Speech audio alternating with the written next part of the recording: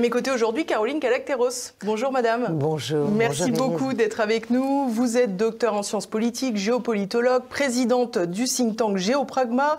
Vous avez également écrit de nombreux ouvrages. On vous a d'ailleurs reçu. Pas assez. Mais vous avez encore le temps d'en faire plein et on vous recevra. Je citerai le dernier parce qu'il est toujours tellement d'actualité. Vers un nouveau Yalta. Il était publié chez les éditions Sigest. Alors, Caroline Calacteros, Emmanuel Macron était en visite à Pékin cette semaine. Quels étaient, si on veut le bien de la France, les objectifs de cette visite? Ça, c'est une question compliquée en fait. Parce que si on veut le bien de la France, de mon point de vue, il eût fallu qu'Emmanuel Macron déjà simplement se rende seul en Chine. Voilà, déjà. Je ne vois pas très bien ce que vient faire Van der Leyen là-dedans. Je ne vois pas pourquoi la France a besoin, là encore, d'expliquer que quand elle se déplace, c'est l'Europe qui se déplace ou que la France sans l'Europe n'est rien. Je trouve ça extrêmement regrettable. Les Allemands ne l'ont pas fait, les Espagnols ne l'ont pas fait. Je ne vois pas pourquoi on le fait. Et alors justement, vous faites bien de le souligner parce que Emmanuel Macron a insisté lui-même. Et si vous voulez bien, on va faire une pause pour l'écouter. Je sais. Et de l'importante visite aussi et échange en trilatéral que nous aurons dans un instant avec la présidente de la Commission européenne, Van der Leyen, faisant suite d'ailleurs à un format que nous avions inauguré ensemble lors de votre visite d'État en France il y a quelques années, où le président Juncker s'était joint à nous avec à l'époque aussi la chancelière Merkel.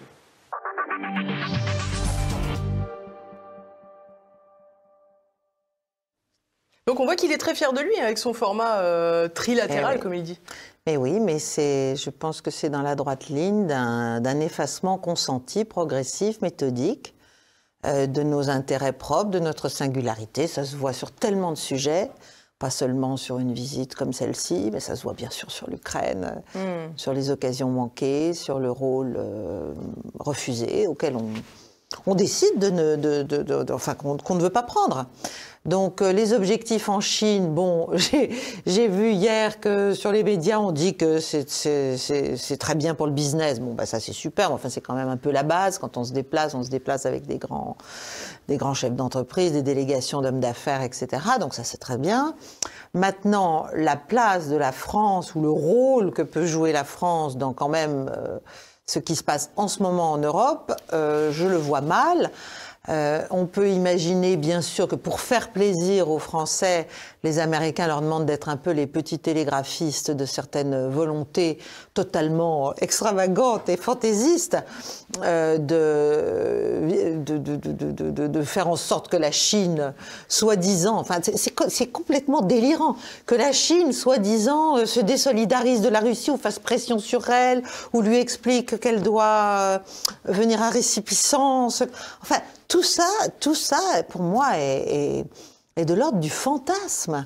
Mais est-ce que c'est pas un peu un spectacle? Mais c'est un spectacle où à la fin, ce sont les acteurs soi-disant en première ligne qui vont tous mourir.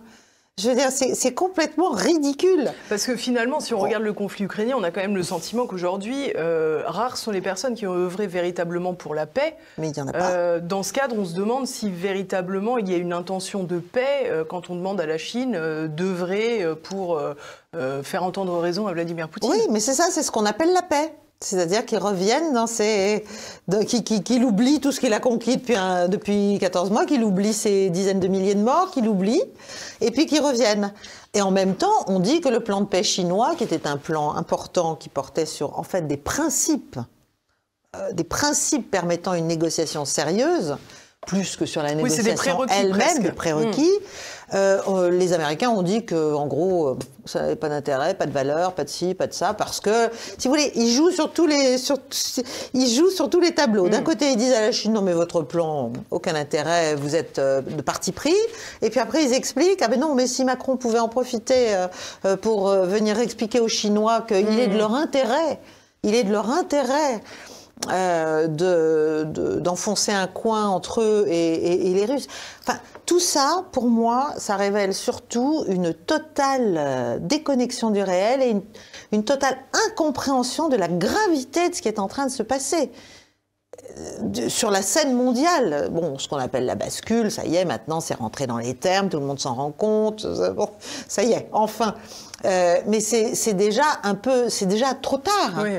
Après avoir tout fait pour dégager la Russie de l'Europe, dégager la Russie de toute appartenance occidentale, lui expliquer qu'elle n'a rien à faire là, l'avoir poussé dans les bras de la Chine, maintenant on dit « Oh, mais c'est horrible, nous, Américains et nous, Européens, nous prenons conscience que la Chine et la Russie sont en train de se liguer pour former ce pôle autour duquel s'agrègent tous les autres. » Ah bah ouais, mais c'est quand même pas un scoop, quoi. Ça fait des années que c'est en cours, et nous n'y sommes pas pour rien. En fait, à vrai dire, il n'y avait que Donald Trump qui avait compris la chose, quoi. Alors on y reviendra un petit peu plus tard. Je vous propose justement, parce que vous avez évoqué les propos, j'allais dire presque les croyances d'Emmanuel Macron. Oui, c'est de l'ordre. Je vous propose d'écouter quelques-unes de ses interventions lorsqu'il était à Pékin. Parler de ce partenariat stratégique bénéfique entre nos deux pays, c'est évidemment parler de la paix et de la stabilité dans le monde. Nous y sommes attachés. Je vous sais attaché ô combien à la fois au respect de la Charte des Nations Unies, au strict respect des textes en vigueur en matière de nucléaire, et donc à tout ce qui permet la paix et la stabilité sur la planète. Et à ce titre, l'agression russe en Ukraine a porté un coup à cette stabilité, elle a mis fin à des décennies de paix en Europe, et je sais pouvoir compter sur vous, au titre d'ailleurs des deux principes que je viens d'évoquer, pour ramener la Russie à la raison et tout le monde à la table des négociations. La guerre menée par la Russie en Ukraine a profondément atteint l'ordre international que nous connaissons depuis 1945. Et cette guerre, à plusieurs reprises j'ai qualifié d'impérialiste, de coloniale, est venue en effet fouler aux pieds nombre des principes de la Charte des Nations Unies que deux membres permanents du Conseil de sécurité que nous sommes doivent résolument défendre. Alors, la Chine, précisément forte de sa relation étroite avec la Russie, encore réaffirmée ces derniers jours, peut jouer un rôle majeur.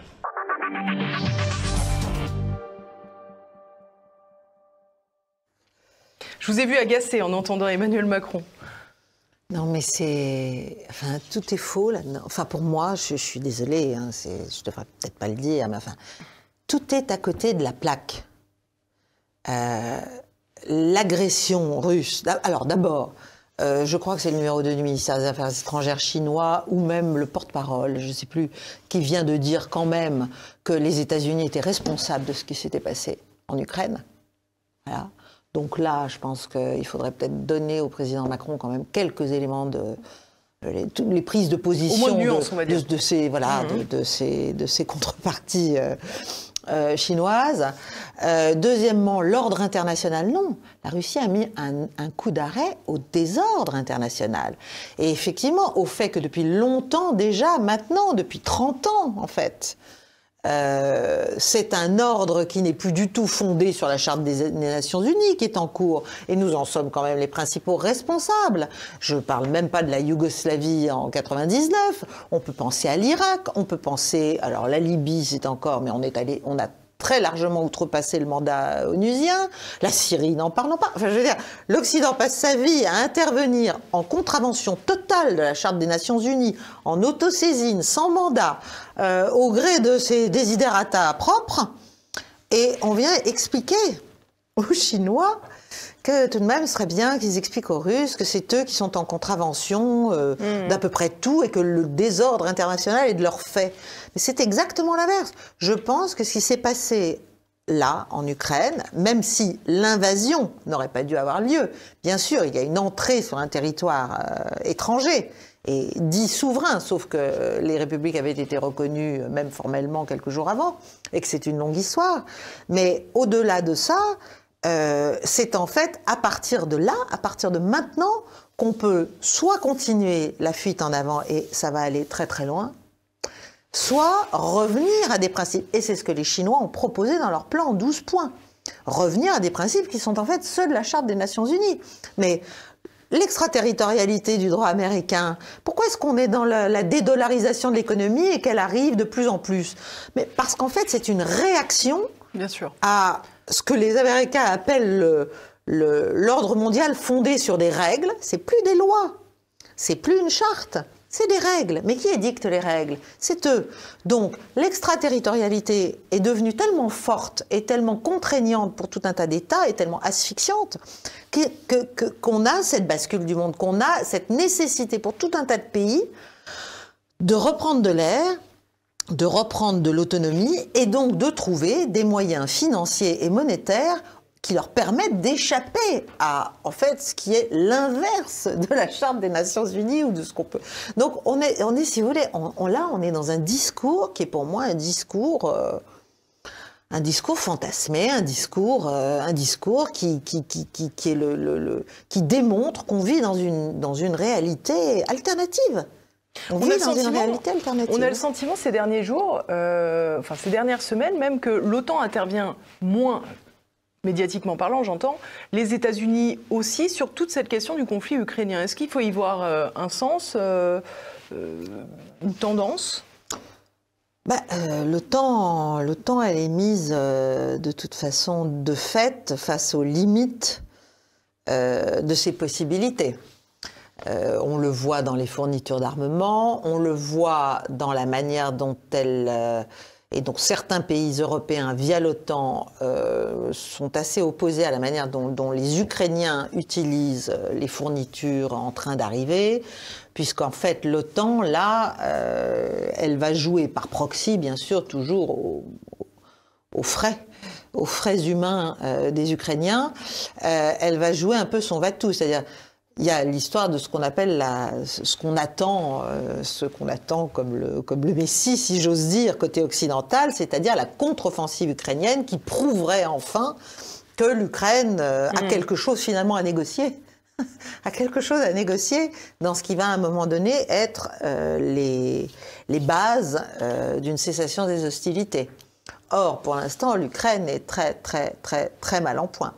Donc, tout est fait pour la mettre en situation de pouvoir. Alors, la question, c'est où va-t-elle faire porter son effort? Est-ce que c'est dans la région des Zaporogie? Est-ce que c'est plus au sud? Est-ce que ça va être des attaques contre la Crimée, ce qui, moi, me semblerait totalement délirant et totalement fou? Est-ce que ça va être Odessa? Est-ce que ça... Bon, il y a un certain nombre d'hypothèses. Mais je pense qu'on est en train de fourbir ce qui nous reste d'armes et de stocks. Mais quand on comprend la disproportion entre les munitions, par exemple, pour ne parler que de ça, mais c'est la même chose pour les chars, c'est la même chose pour tout, du côté russe et du côté occidentalo-ukrainien, on va dire, on est très très inquiet. Hein, parce que c'est toujours de 1 à 8. Voilà, c'est comme les pertes. C'est comme les pertes, les morts et les blessés. Mais pourtant, c'est de 1 à 8. Je ne remets pas en cause ce que vous me dites, mais pour autant, c'est à peu près l'inverse qu'on entend dans les médias. Mais bien sûr, parce qu'on ne veut pas parler du réel. Parce que si on parle du réel, on est obligé de se rendre compte qu'on est allé trop loin. Qu'on n'aurait jamais dû faire en sorte de tout faire pour que la Russie intervienne, etc. Elle est intervenue et maintenant, après une phase un peu compliquée les 2-3 premiers mois, elle est en train d'acquérir un rythme qui va lui permettre de tenir lourdement et longtemps.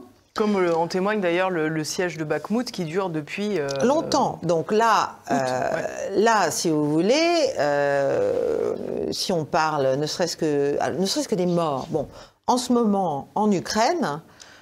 et dans la région de Bakhmout notamment, c'est entre 300 et 500 morts et blessés ukrainiens par jour. Côté russe, je ne parle pas de Wagner, côté force russe, c'est entre 50 et 100. Oui. Après, les troupes russes sont peu engagées, elles ont beaucoup laissé Wagner travailler. Exactement, mais c'est pas pour rien. Ils l'ont fait on purpose, ils l'ont fait sciemment. Si vous regardez les obus, là, les Russes ont beaucoup diminué leur rythme, beaucoup, parce qu'ils sont arrivés, j'allais dire, je pense, aux limites de production industrielle pour l'instant, en tout cas. Et donc, ils se mettent... Mais enfin, c'est quand même de 1 à 10, toujours. Et Vladimir Poutine a annoncé un gros plan de fabrication de munitions pour les années à venir. Mais même là, en ce moment, avant, c'était... je ne veux pas dire de bêtises parce que je ne les ai plus là, je ne les ai pas notés, mais je les ai, de ces chiffres. Mais on est toujours dans un rapport, oui, de 1 à 8, 1 à 10 de munitions. Donc comment voulez-vous qu'ils y arrivent ?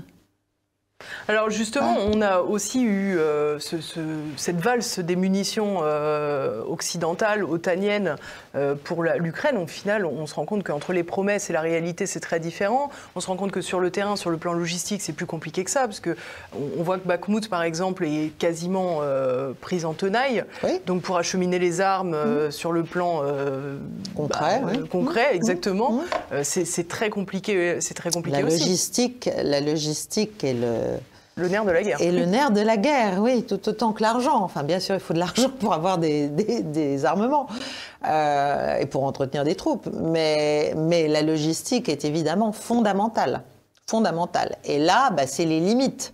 C'est les limites, c'est qu'il faut qu'en fait, et notamment les chars et les choses comme ça, sont pour l'instant essentiellement en Pologne. Enfin, tout ça arrive au compte-gouttes parce que derrière, il y a des exigences de maintenance, des exigences de maintenance qui nécessitent des troupes, qui nécessitent des gens et qui donc sont des vulnérabilités.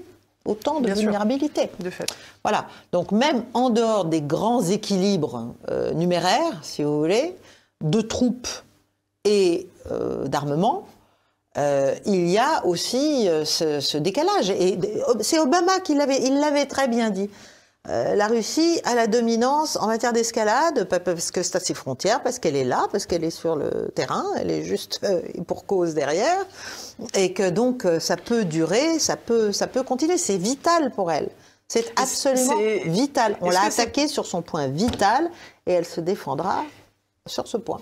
Est-ce que c'est pas ça qui justifie justement de voir tout le temps ressasser cette question du nucléaire en permanence? On agite la menace du nucléaire, que la Russie va lancer une bombe atomique comme les Américains sur Hiroshima. Alors là, récemment, les Russes ont fait quelque chose, à mon avis, très utile. Après une montée en puissance de leurs troupes en Biélorussie, ils ont donc déclaré qu'ils allaient ils sont en train de finir de construire pour les hangars, pour entreposer des armes nucléaires. Bon, ce qui est une manière de sanctuariser le territoire biélorusse et d'empêcher une déstabilisation de ce côté-là du front. Nous, et notamment les Britanniques, mais pas seulement, nous avons annoncé que nous envoyons des munitions perforantes à uranium appauvri, ce qu'on avait déjà fait contre la Serbie en 1999. Les Challenger 2. Voilà. C'est très grave. Donc, ça n'est pas du même ordre. Hein. Je suis pas en train c'est pas des armes nucléaires, les munitions à uranium appauvri. Bien sûr. En revanche, ce sont des armes d'une cruauté terrible. C'est-à-dire qu'elles rendent les territoires sur lesquels elles sont lancées plein de futurs cancéreux, de bébés difformes. Et on va faire ça sans problème, on n'a aucun problème moral pour expliquer qu'on va se servir de ces munitions dans le Donbass, pour taper le Donbass. Et pour moi, à ce moment-là, on va dire que je fais du mauvais esprit, mais enfin, il est évident que le Donbass est perdu, pour moi. Les Anglais le savent. Donc qu'il en reste rien, alors. Exactement. Il sera empoisonné. Voilà, on va l'empoisonner. On ne peut pas le récupérer, les Ukrainiens ne le récupéreront pas, mais... ça va. Mais les Russes non plus, quoi. Ça va leur coûter. Voilà. Oui, et puis ça va pour les populations du Donbass russophones. Mais c'est terrible. C'est terrible. Sachant que c'est des bien années, sûr, l'armée des décennies ukrainienne a derrière. continué à bombarder d'ailleurs depuis 2014. Continue. Oui. On va revenir un petit peu à cette visite d'Emmanuel Macron en Chine. Donc, comme on l'a dit, il comptait beaucoup sur Xi Jinping pour rétablir des liens avec Vladimir Poutine. Je vous propose d'écouter Xi Jinping, cette fois, qui expose sa vision internationale. On l'écoute tout de suite. Nous soutenir mutuellement et contribuer au perfectionnement de la gouvernance mondiale. Nous devons continuer de soutenir la multipolarisation du monde et la démocratisation des relations internationales, rejeter la logique de la guerre froide et la confrontation des blocs et relever ensemble les divers défis planétaires. La Chine considère toujours l'Europe comme un pôle indépendant dans un monde multipolaire. et soutient ses efforts pour réaliser son autonomie stratégique. Les relations sino-européennes ne visent aucune tierce partie, ne dépendent d'aucune tierce partie, ni ne se soumettent à aucune tierce partie. Nous sommes sûrs que la partie européenne développera ses relations avec la Chine en toute indépendance.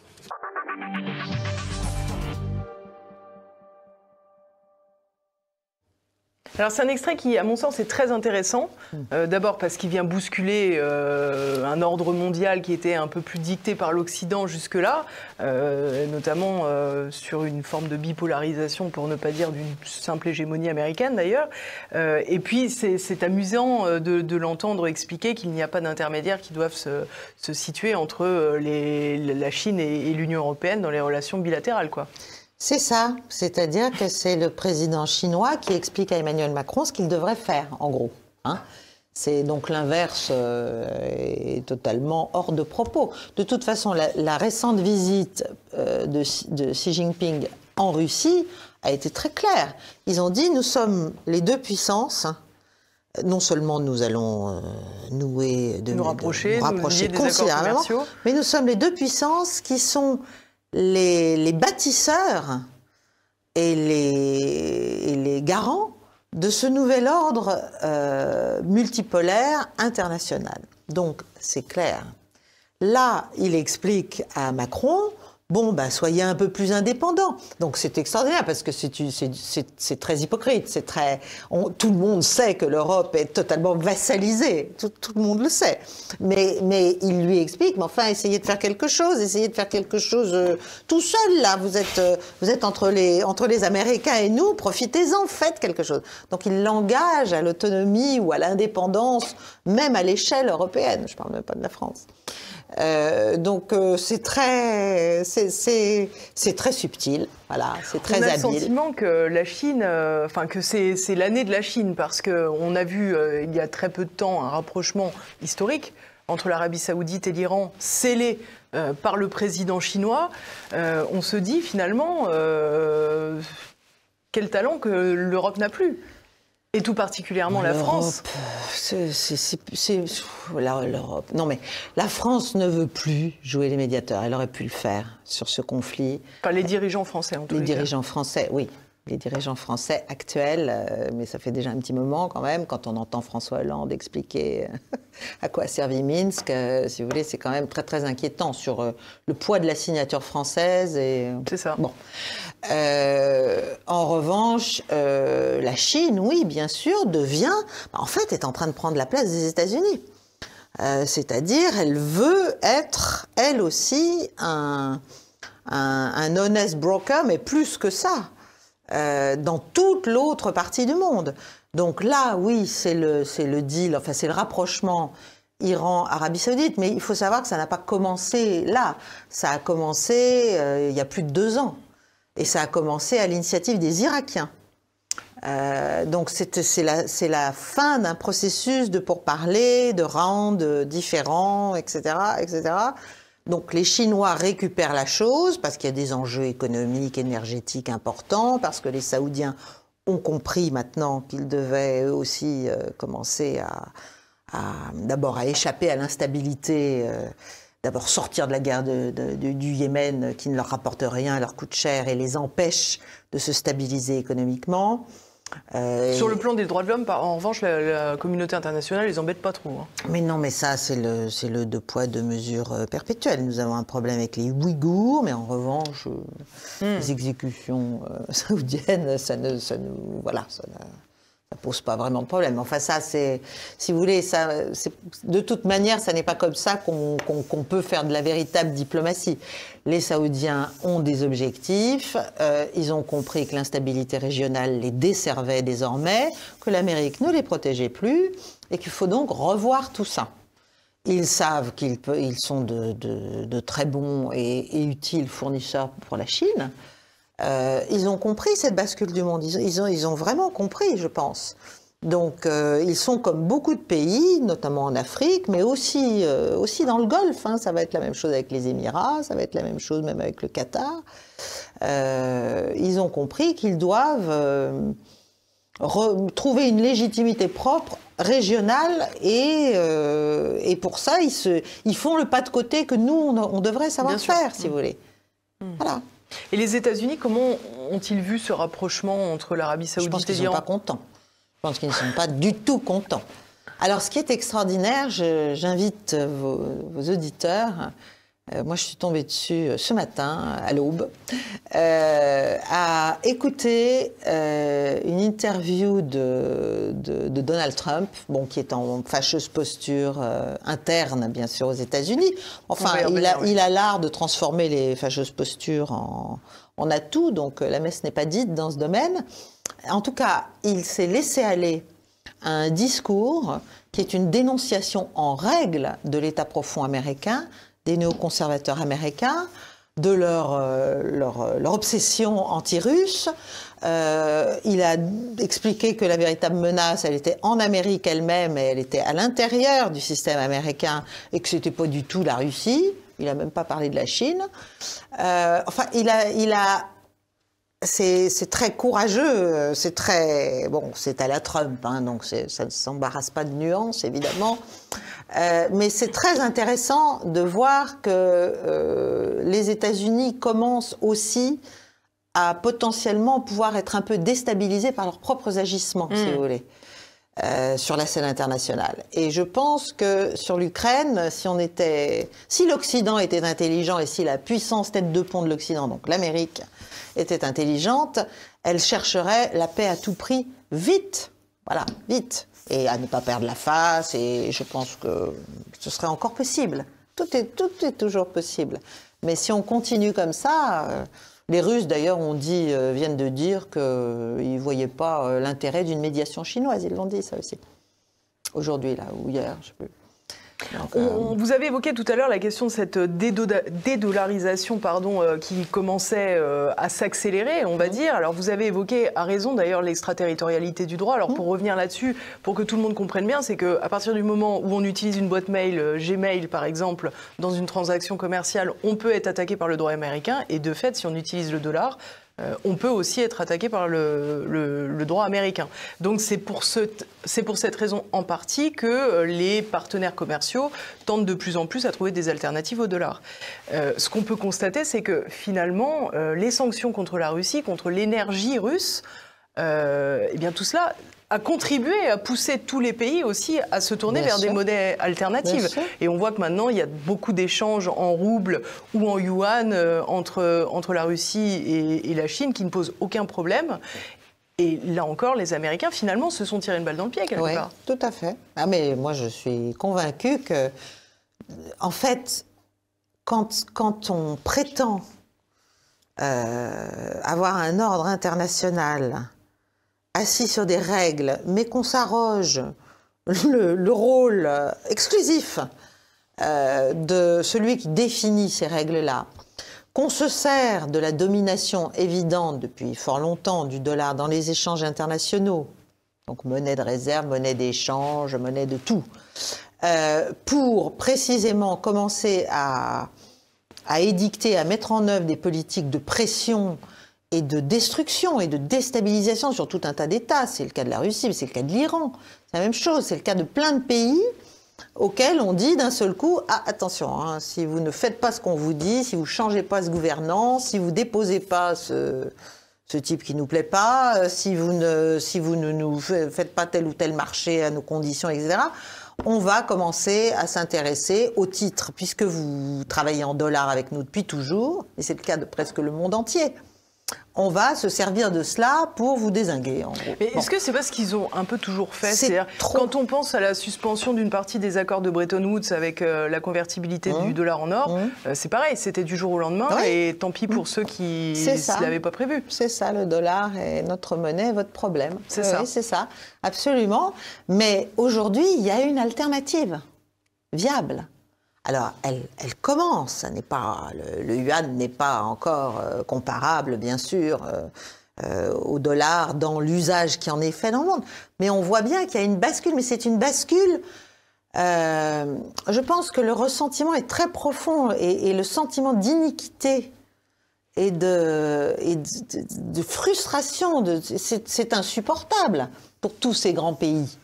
C'est juste insupportable. Il y a un moment où vous dites... C'est comme SWIFT, si vous voulez. Bien sûr. Voilà. On a interdit SWIFT. Maintenant, vous savez ce qui se passe. En Russie, les Russes interdisent aux banques russes d'utiliser SWIFT. Logique. Voilà. Donc, il commence à y avoir des boomerangs. Et moi, je sens très fort, depuis 3-4 mois, en tout cas certainement depuis le discours du président Poutine de fin janvier, l'adresse à la nation, je ne sais plus comment il l'a appelé, je sens qu'il y a une volonté maintenant de dire ça suffit en fait, oui, voilà, vous faites ça, ben nous on fait la même chose, vous faites ci, ben nous aussi. Donc il y a une espèce maintenant de symétrie de réponse. Oui, de symétrie des réponses. On n'est plus dans la justification, expliquer pourquoi on a fait ci, pourquoi on a fait ça. Vous avez vu que notre chargé d'affaires à Moscou a été rappelé à l'ordre récemment, enfin il y a 3 jours, sur le thème « Arrêtez de dire que la Russie est responsable de Boutcha » parce que c'est faux. Voilà, c'est faux. Donc arrêtez de nous accuser de ci, de ça, les enquêtes n'ont pas montré ça. Enfin bref, ils sont, si vous voulez, maintenant les Russes répondent coup par coup, coup par coup. Mais pas seulement que les Russes, parce qu'on a vu il y a quelques temps, Joe Biden a lancé son IRA, l'Inflation Reduction Act, et ça a des conséquences très lourdes pour l'économie européenne, mais aussi chinoise, puisqu'ils produisent beaucoup d'automobiles. Et aussi des électriques. Et là, aujourd'hui, Xi Jinping a dit, bon, nous, on peut faire un embargo sur les semi-conducteurs. Mais exactement. Mais exactement. Donc, on est en train, si vous voulez, cette perpétuelle, comment dirais-je, je ne sais pas comment on peut dire ça, enfin, cette façon perpétuelle de concevoir, tout en parlant de droits de l'homme, de démocratie, etc., de concevoir les relations internationales comme un jeu à somme nulle, dans les roues, quoi. Comme toujours un jeu très agressif, très offensif, qui vise la destruction des concurrents, des adversaires, c'est-à-dire en fait, on les transforme. Évidemment qu'on a des concurrents, des compétiteurs, des adversaires, c'est la nature du monde, mais ce ne sont pas forcément des ennemis. En fait, tout est toujours fait comme si c'était... vous êtes avec eux ou vous êtes contre eux, et donc contre nous ou vous êtes avec nous. Et donc, on est toujours dans une radicalisation des postures, mais nous sommes à l'origine de cela. Et face à ça, vous avez de plus en plus... les Chinois en tête et tous les autres autour, une partie du monde qui dit mais ça ne nous intéresse pas en fait. Et pas une petite partie du monde. Une énorme partie du monde, parce que l'Ouest collectif, comme l'appellent les Russes, c'est 1,3 milliard de personnes en comptant large, hein, sur 8 milliards. Voilà, donc quand même on devrait se poser des questions. Qu'est-ce que ça nous rapporte? Et alors en tant que Français... cette question-là est fondamentale. Qu'est-ce que ça nous rapporte de suivre ce train fou, de continuer à... Qu'est-ce qu'on veut? On veut que la sécurité européenne est en miettes, on veut que ça continue, on veut que ce soit de plus en plus grave, on veut prendre le train otanien pour maintenant aller attaquer la Chine, à Taïwan. Enfin, c'est quoi l'idée, en fait? Quelle est l'idée? Et justement, on a le sentiment, je recevais Alain Juillet il y a quelque temps et je lui posais la question... on parlait de l'énergie notamment et il m'expliquait que les Verts allemands avaient fait pression sur l'économie et sur la France pour démanteler peu à peu les centrales nucléaires. Bon, j'entends ce qui est sans doute vrai, mais les dirigeants français, s'ils l'ont accepté, c'est pas pour uniquement des compromis politiques avec les Verts. Il y a un moment, on se dit, mais pour qui travaillent nos élites? Et je ne sais même pas si elles travaillent forcément pour d'autres. Je pense qu'il y a une total renoncement à ce que peut être l'intérêt national, à ce que peut être l'intérêt d'une nation. C'est-à-dire c'est l'idée même de nation qui est en panne. Non, le problème, c'est l'évolution européenne, c'est la défausse des élites européennes sur la technostructure européenne. C'est cette idée qu'à la fin, l'Europe, ça doit devenir un grand super-État. C'est comme la défense européenne, c'est comme l'armée européenne, c'est comme la souveraineté européenne. Tout ça, c'est bien gentil, mais ça n'a pas le début de commencement. Tout ça, c'est le vocabulaire de Macron. Voilà, mais ça n'a pas le début de commencement d'une réalité. Donc, on vend ça au peuple pour leur dire, écoutez, laissez-vous dissoudre, parce qu'à la fin, vous allez voir comme ça va être formidable, on va être tous ensemble et tellement forts. Mais la réalité n'est pas celle-là. La réalité, c'est une vassalisation croissante, consentie, méthodique, à laquelle nos gouvernants, ici, dans ce pays, comme dans d'autres, finalement, se laissent prendre et ils sont les instruments de cela. Mais quand on voit le déclin progressif des États-Unis, est-ce qu'on ne peut pas se dire, finalement, le patron, j'allais dire, sera plus faible et ce serait l'occasion pour l'Europe de s'émanciper enfin ? Ah, mais moi, je pense que, oui, moi, je pense qu'on doit... Mais que ce soit avec un Trump ou avec un Biden, etc., le fait qu'il y ait maintenant, en fait, il y a de nouveau 2 grands pôles, mais en dessous, toutes les clientèles sont éclatées et sont beaucoup moins, comment dirais-je, dociles, parce qu'elles ont des intérêts divers et qu'elles ne peuvent plus être alignées dans un tel contrôle, si vous voulez, de ce qu'elles font. C'est une chance extraordinaire. Donc on devrait, au lieu de taper sur les Nations Unies après les avoir aimablement bien détruites à partir de 1990-91, on devrait essayer de rétablir tous ces mécanismes, on devrait essayer de remettre en place, au lieu de dire que le Conseil de sécurité ne sert à rien, mais il ne sert à rien parce qu'évidemment il ne nous obéit plus. Évidemment. Maintenant il y a la Chine et la Russie qui n'obéissent pas. Voilà. Bon. Et qui sont assez fortes pour se le permettre. Bien sûr. Donc, mais le monde est un équilibre. Donc en fait le vrai problème, c'est... L'ONU, c'était bien jusqu'à ce que ça soit l'OTAN, quoi. Ben, c'est ça, c'est-à-dire que oui, dans les années 90, ça a commencé à tomber parce que ça ne servait plus les intérêts anglo-saxons, qui étaient ceux des vainqueurs de la guerre froide, qui avaient bien l'intention, justement, de l'emporter, de la fameuse fin de l'histoire, c'est-à-dire de devenir et de rester hégémonique.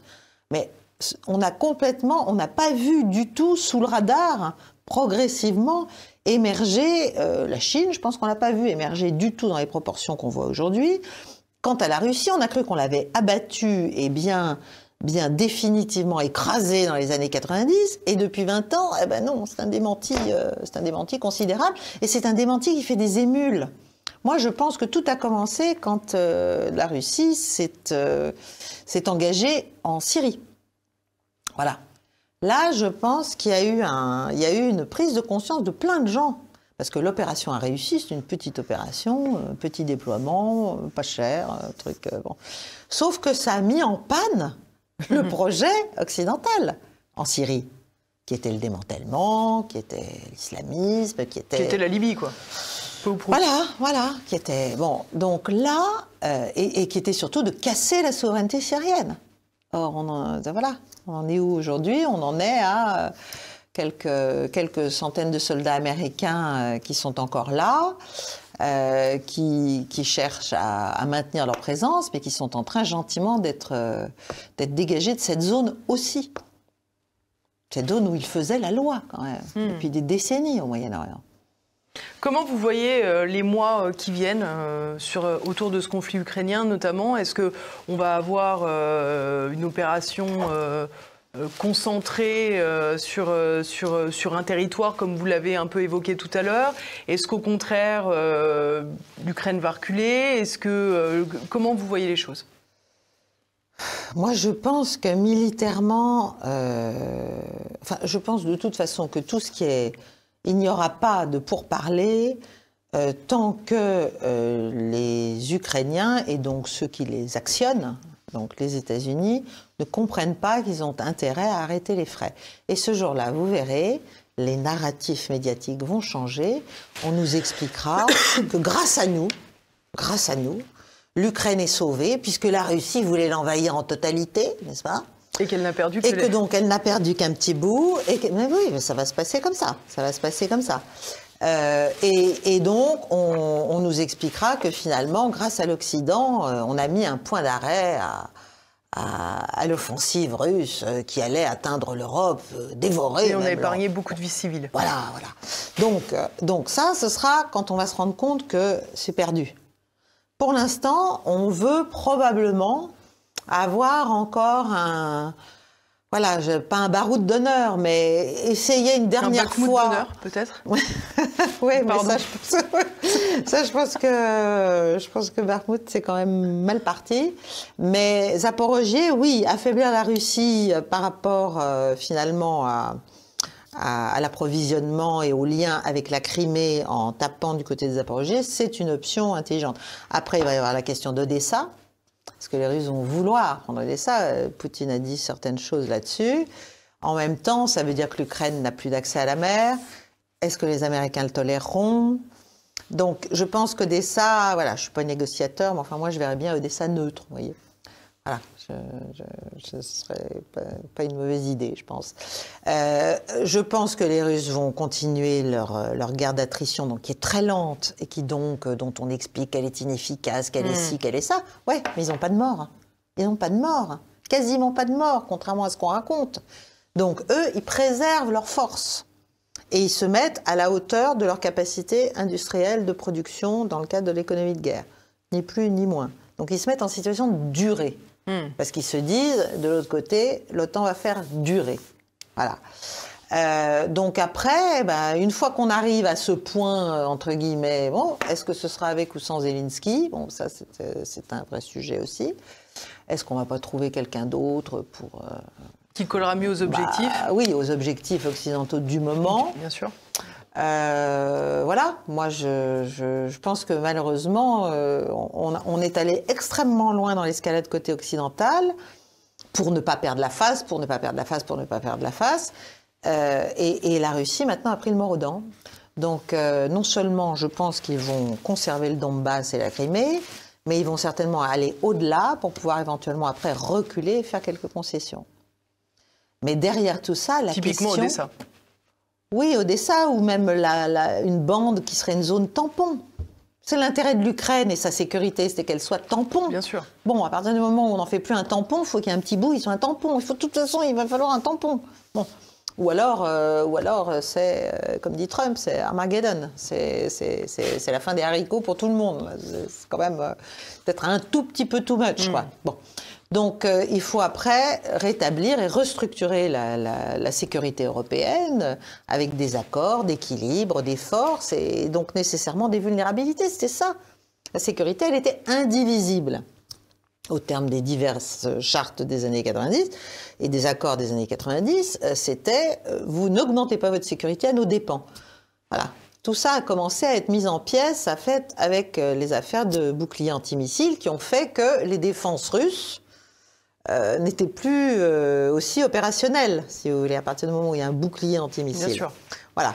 Donc les Russes maintenant ont pris l'avantage technologique dans certaines catégories d'armement, typiquement les hypersoniques, etc. Les Américains, ils essaient de... Là, ils ont lancé encore un grand plan de réarmement. Mais avec une économie qui va mal. Avec une économie qui va mal, avec une société qui va aussi assez mal. Et bon, enfin, moi, je ne crois pas non plus que l'Empire va mourir, si vous voulez. Je pense que simplement, il n'est plus tout seul sur la planète. Voilà, et il suffirait de trouver des moyens d'être ensemble. Alors là, je passais pour une colombe complètement naïve et stupide, mais je pense que voilà, il ne s'agit pas d'annihiler l'autre, forcément. Il a aussi le droit de vivre. Voilà. Et l'Europe aurait toute sa place à prendre, et la France aurait certainement toute sa place à prendre, parce que nous devons être, par essence, par nature, par vocation et par intérêt, nous devons être non alignés. Nous n'avons pas à nous aligner sur quiconque. Voilà, on peut avoir des dépendances, des trucs, des uns par rapport aux autres, mais ça n'est pas, on n'est pas des esclaves. Eh bien, on n'y est pas. Non, on n'y est pas. Non, mais il y a du boulot, c'est sûr. Je vous remercie infiniment, Caroline Galacteros, d'être venue jusqu'à nous encore une fois. Merci à tous de nous avoir suivis.